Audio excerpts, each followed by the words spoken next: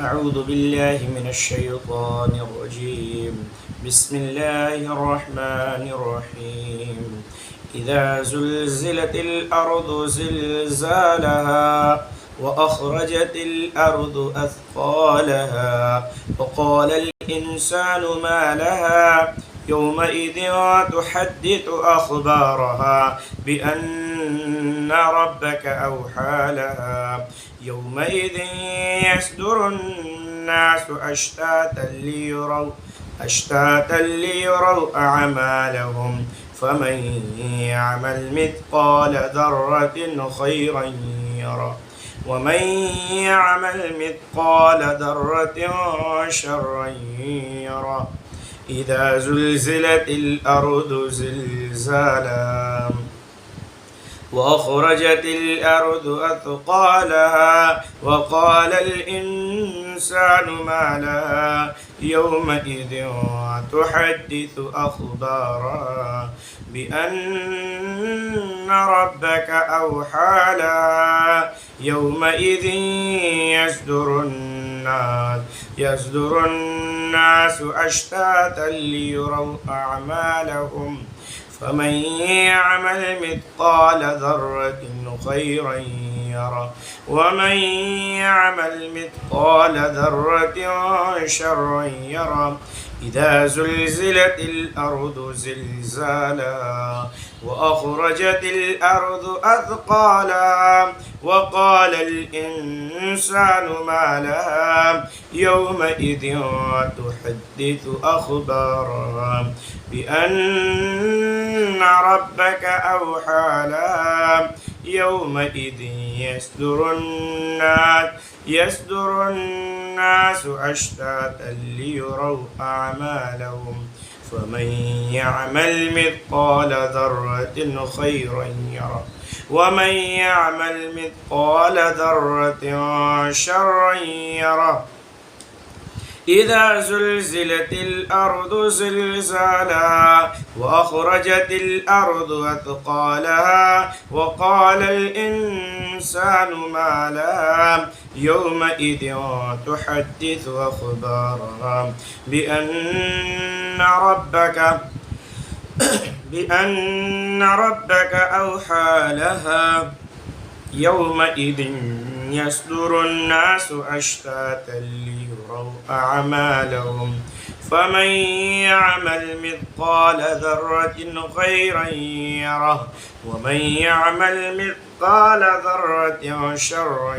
يره بسم الله الرحمن الرحيم ألم تر كيف فعل ربك بأصحاب الفيل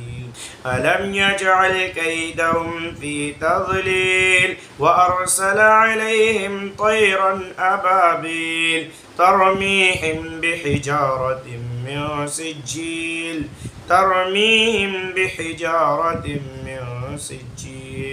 فجعلهم كعصف مأكول ألم تر كيف فعل ربك بأصحاب الفيل ألم يجعل كيدهم في تضليل وأرسل عليهم طيرا أبابيل ترميهم بحجارة من سجيل فجعلهم كعصف مأكول ألم تر كيف فعل ربك بأصحاب الفيل ألم يجعل كيدهم في تضليل وأرسل عليهم طيرا أبابيل ترميهم بحجارة من سجيل فجعلهم كعصف مأكول ألم تر كيف فعل ربك بأصحاب الفيل ألم يجعل كيدهم في تضليل وأرسل عليهم طيرا أبابيل ترميهم بحجارة من سجيل فجعلهم كعصف مأكول ألم تر كيف فعل ربك بأصحاب الفيل ألم يجعل كيدهم في تضليل وأرسل عليهم طيرا أبابيل ترميهم بحجارة من سجيل فجعلهم كعصف مأكول ألم تر كيف فعل ربك بأصحاب الفيل ألم يجعل كيدهم في تضليل وأرسل عليهم طيرا أبابيل ترميهم بحجارة من سجيل فجعلهم كعصف مأكول ألم تر كيف فعل ربك بأصحاب الفيل ألم يجعل كيدهم في تضليل وأرسل عليهم طيرا أبابيل ترميهم بحجارة من سجيل فجعلهم كعصف مأكول ألم تر كيف فعل ربك بأصحاب الفيل ألم يجعل كيدهم في تضليل وأرسل عليهم طيرا أبابيل ترميهم بحجارة من سجيل فجعلهم كعصف مأكول ألم تر كيف فعل ربك بأصحاب الفيل ألم يجعل كيدهم في تضليل وأرسل عليهم طيرا أبابيل ترميهم بحجارة من سجيل فجعلهم كعصف مأكول ألم تر كيف فعل ربك بأصحاب الفيل ألم يجعل كيدهم في تضليل وأرسل عليهم طيرا أبابيل ترميهم بحجارة من سجيل فجعلهم كعصف مأكول ألم تر كيف فعل ربك بأصحاب الفيل ألم يجعل كيدهم في تضليل وأرسل عليهم طيرا أبابيل ترميهم بحجارة من سجيل فجعلهم كعصف مأكول ألم تر كيف فعل ربك بأصحاب الفيل ألم يجعل كيدهم في تضليل وأرسل عليهم طيرا أبابيل ترميهم بحجارة من سجيل فجعلهم كعصف مأكول ألم تر كيف فعل ربك بأصحاب الفيل ألم يجعل كيدهم في تضليل وأرسل عليهم طيرا أبابيل ترميهم بحجارة من سجيل فجعلهم كعصف مأكول إذا زلزلت الأرض زلزالها وأخرجت الأرض أثقالها وقال الإنسان ما لها يومئذ تحدث أخبارها بأن ربك أوحى لها يومئذ يصدر الناس أشتاتا ليروا أعمالهم فمن يعمل مثقال ذرة خيرا يره ومن يعمل مثقال ذرة شرا يره إذا زلزلت الأرض زلزالها وأخرجت الأرض أثقالها وقال الإنسان ما لها يومئذ تحدث أخبارها بأن ربك أوحى لها يومئذ